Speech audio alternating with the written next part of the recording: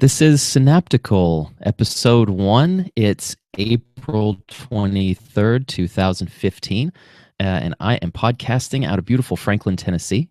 I'm your host, Travis Hill. I'm a psychotherapist with an interest in technology. This is a podcast about the crossover of psychology and technology. How does technology fit into your life, your work life, your relationships? How does it affect your brain and your personality? We're going to talk about it. I want to thank everybody who listened to episode 0. That was actually more popular than I thought it was going to be.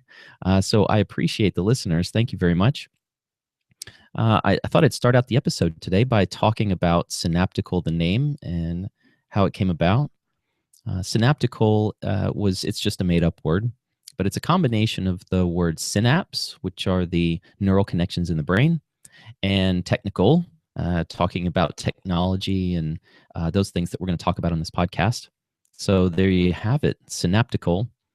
And when I was coming up with the name, I was kind of running through several things. And one of the things that came up on the television, I think I came across it in a commercial or something like this, was the old Styx song, Mr. Roboto. And one of the lines in it says, "With parts made in Japan, I am the modern man."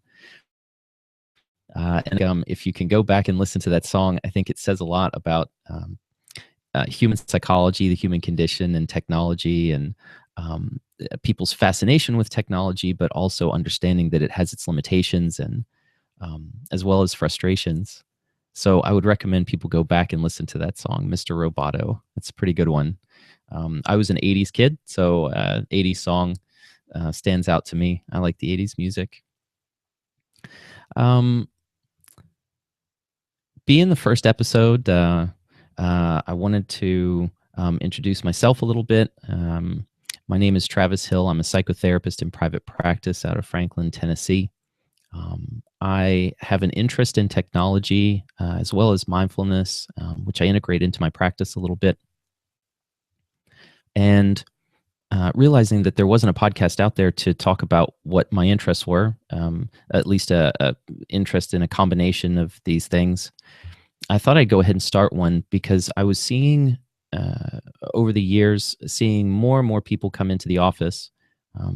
They're either distracted by their technology or they're using the technology very usefully, but they weren't really mindful in paying attention to what the technology was doing for them or doing to them. And so I see technology in our lives really advancing quickly, and I think a mindless approach to it isn't helpful. And that's part of the reason I wanted to do this podcast, to be able to take a look at the technology and understand what it's doing for us and how it's hurting us, and maybe some better ways to be able to use it, and taking a look to it at the latest news and things that are out there for psychology and technology, and how we can use it with our lives. I started to notice the difference when I went from seeing clients coming in, bringing in their paper calendars, because at the end of the session, everybody has to pull out the calendar so that we can schedule for the next time that we're going to meet. And people were bringing in their planners. If everybody remembers the Franklin Covey planners, my wife actually used to work at one of the stores, Franklin Covey, and you had those planners, and people would pull those out in those big binders. And this was how people track their time. So over the years, though, what happened was the paper planner started to get replaced with the Palm and the Palm Trio, and people would come into the office with these things. And so there was a mixture of paper calendars and Palm handhelds. And then over time, the Palm disappeared, and people had the cell phone with them. And now everyone just brings in their little screens that they carry around in their pocket. And these things have had so much influence over us in good and bad ways, that I thought I want to create a podcast so I can talk about some of this, because it's not really for the therapy session. People have their personal issues they're working on. I do have tech geeks who come in and will chit chat really quick about some of the latest stuff that's coming out or something like that. But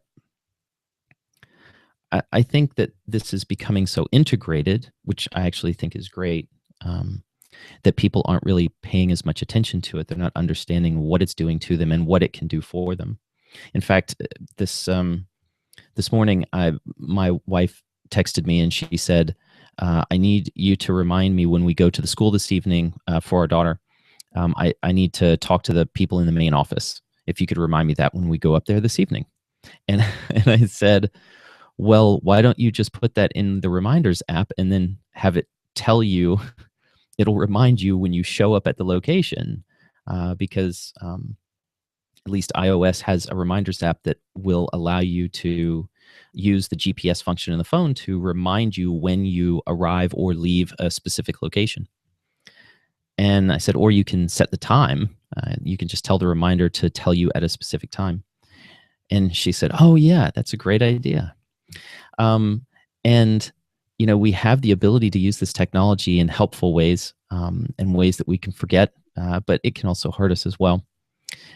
So what I thought about talking about today was looking at a couple of news stories that have come out with some I don't I'll call it intimate technology. Wearables is usually the word, but this is technology that we tend to keep very close to us. So let's take a look at the first article that I've pulled up here. On the video, it's taking me a minute. If you're watching this on YouTube, I kind of have to switch screens for a second. But the two things we're going to talk about, the first one is going to be the MVO smartwatch. Let me pull this up. And this one was really interesting. This is a new smartwatch that's coming out by a company that is doing a Kickstarter campaign right now. This came out back in March.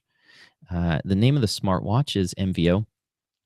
And this is an interesting smartwatch to me because its main capability is the watch telling you what your stress level is. And I think everybody can relate to stress. Everybody feels at least some amount during the day.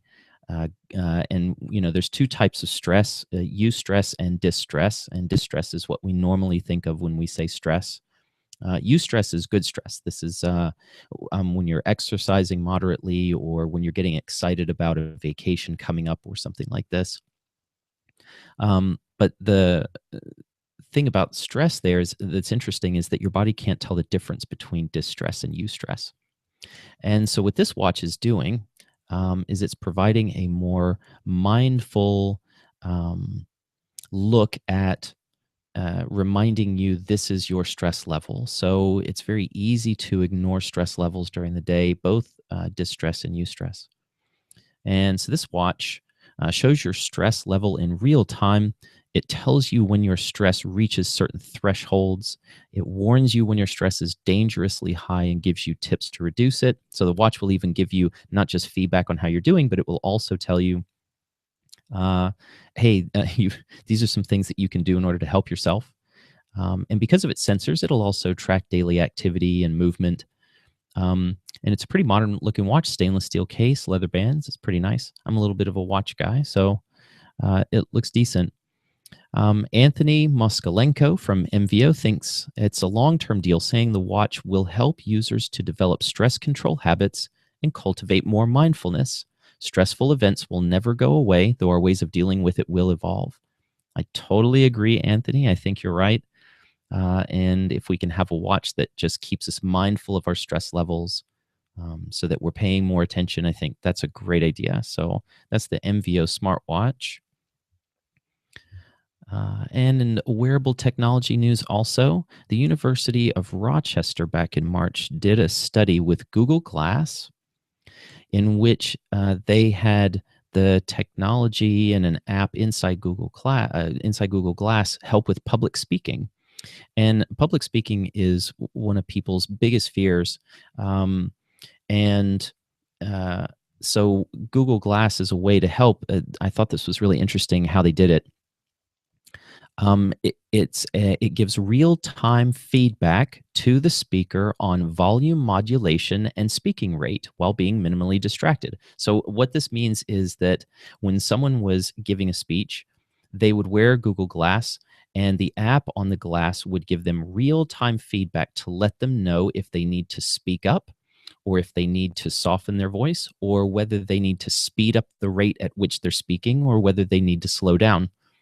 Um, and I think that's great because one of the things that they found from the people who were in the study that they gave glass to try this was they found that the glass made them more mindful of the type of behavior that they were doing. So part of fear and the fear of public speaking is being in your own head at the time that it's going on. And so you are thinking to yourself about, do I sound good enough to people? Are they paying attention? And then you go even deeper. You kind of say, am I a good enough speaker? Do people like me? And so all of these natural fears, and it can lead to ruminating. And then all of a sudden, you're not really present in the moment, presenting the material that you want to present as a speaker. And so what Google Glass allowed them to do, what this app on Google Glass allowed them to do, was it gave them mindful feedback. It brought them back to the present moment. Hey, this is how you sound. This is how fast you're speaking. You need to pay attention to this. And because it was just a little bit of a distraction, it allowed people to come back to the present moment. And if you know anything about coping with stress and fears, the two that people use the most are distraction and information seeking. This is the two most common coping skills for people when they're stressed. And so what Glass did was it provided them this minimal distraction just to kind of bring them back to the present moment. And people could then move on and give the speech that they kind of wanted to give. They wanted to give a quality speech. And so anyway, so that's another one out of the University of Rochester. I am going to put the links to these articles in the show notes. So if you're interested, you can take a look at both of those articles and read them for yourself on that MVO smartwatch and the Google Glass University of Rochester study that they did. I want to thank you again for listening to the first episode of Synaptical. You can reach me on Twitter. That's really the best way to reach me. If you've got feedback for the show or you've got any questions, maybe you could ask me some questions and I can answer the questions here on air. You can reach me on Twitter. That's best at Travis Hill LPC. And if you are interested in checking out the video that I'm recording on Google Hangouts for this show, you can either Google Synaptical or On Switch Network, and you can check out the episodes there.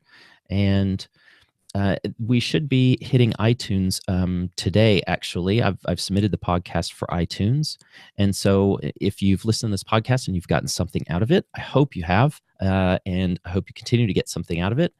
Then please rate it on iTunes. This apparently helps out a lot when it comes to rankings and just basically overall iTunes performance in the listing and how you move up and down those lists. And so, the popular podcasts get booted to the top. I think that's reasonable. So if you like the show, give me feedback, rate it on iTunes, and I will be in touch with another episode very soon. Like I said, this is going to be a daily, sort of semi-daily podcast. That's why we'll keep it short and sweet, and we'll talk about some topics that maybe you're interested in. Hope you find some interest in it, and I will see you next time. Take care.